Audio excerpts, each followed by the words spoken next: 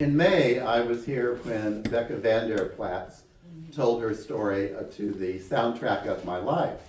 And what she did was she matched that up with her coming out story as a lesbian to the background of the Indigo Girls. What a shock. And so my story about how I saved my life is my coming out story. I can say two things that are secondary but important in my tale. And one is that I was never reared in organized religion, so I didn't have to rebel against that. And I was never sexually exploited as a child or a young adult. I remember in 1957, at the age of 8, that I was in my grandmother's kitchen and my mother and grandmother were at the sink doing dishes after a holiday dinner. And my grandmother was saying to my mother some story about Dwayne Pell, who was my grandpa's first cousin. And my mother looked back at me and then to my grandmother and whispered, "You know he's a queer." I don't think I knew what that term even meant at 8. And later in years, I would embrace that word, but I was puzzled.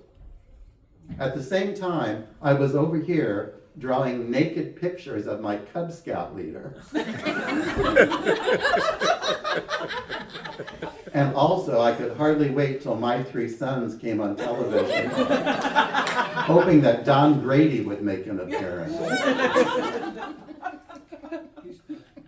Coming out is a never-ending story, but I promise it will be never-ending tonight.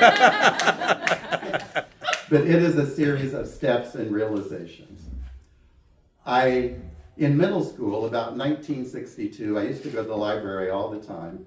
And I went to the library and I found on a shelf Giovanni's Room by James Baldwin that he had written actually in 1956. And it was the first book I read about men in a relationship. I was still pretty young, so I thought, oh, okay. I went to high school as a nerdy, quasi-sissy little boy, and I found my people when I joined thespians. No, not lesbians. Thespians, the drama club, okay? And I eventually became president of thespians. I got elected to student council, and I became popular. Who'd have guessed? Another important thing that happened was that my parents in southern Indiana moved to California, and all of a sudden, I was not under their scrutiny anymore. I was living in Indiana, they were in California. I went to college, it was 1968. I fell in love for the first time with Lois, and she was the epitome of the 1960s hippie chick. She wore peasant blouses, she had braided hair, she wore sandals, she gave me a copy of The Little Prince, and my first set of love beads. And then she transferred to the University of Colorado in Boulder and disappeared out of my life. Two men tried to proposition me in college. One was the editor of the college newspaper that I worked on. The other one was the married president of the Black Student Union.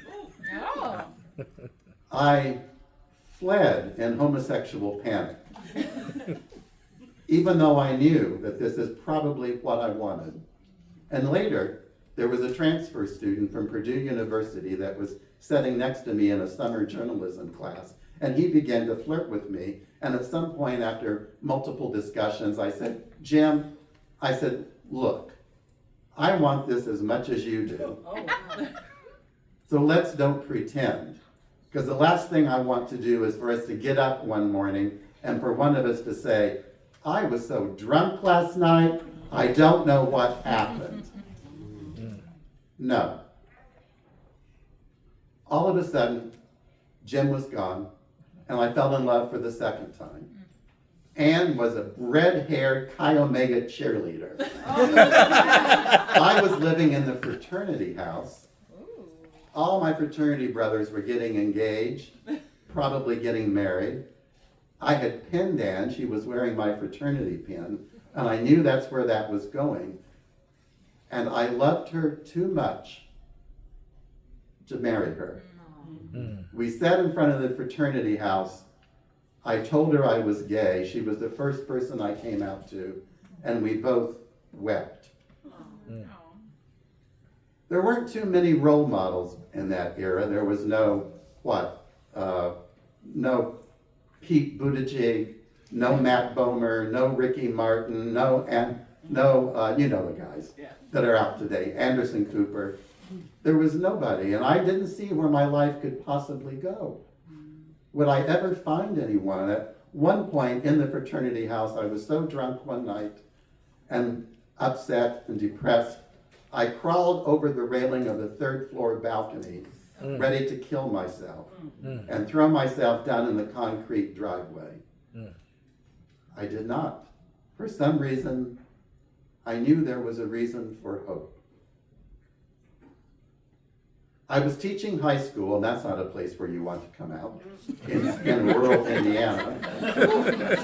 And I was introduced to David, who became the third person I fell in love with. And all of a sudden, I knew that you could be in love and be intimate at the same time. And he said, let's move to New Orleans. We moved to a gay ghetto where there was a community. I was in a gay men's consciousness raising group, and they urged me to go tell my parents I was queer, because I had no reason to do that. We lived in separate states. I went back in 1978, and I met with my parents halfway through my week there, and I said that I was gay, and they reacted in a kind of stereotypical way. They were shocked. They blamed each other. It was something they'd always suspected, but it was so taboo. They couldn't talk to each other about it. They came to me individually and told me how I had ruined the life of the other one. They blamed themselves.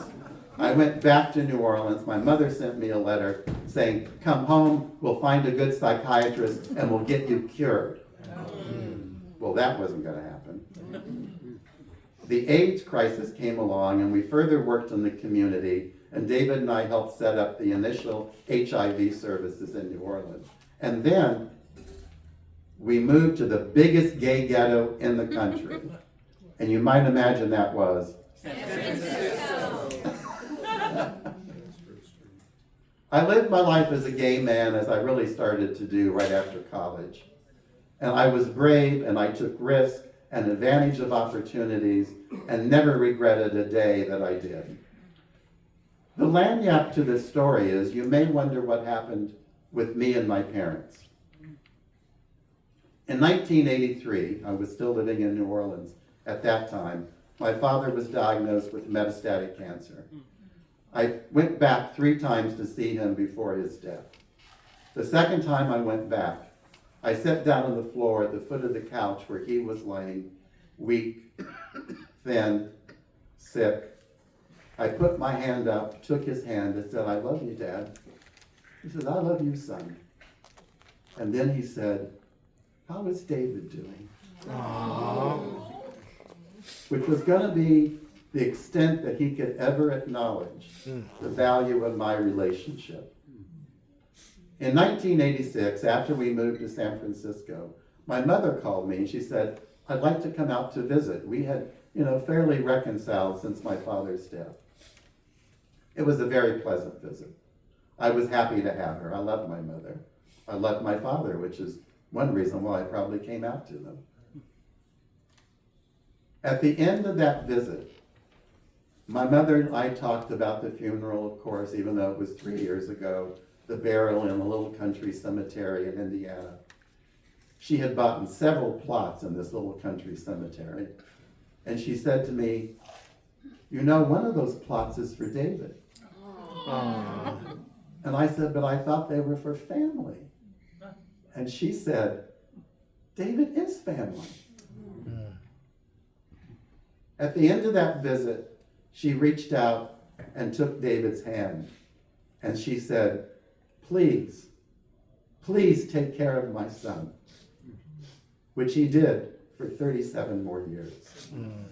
Thank you.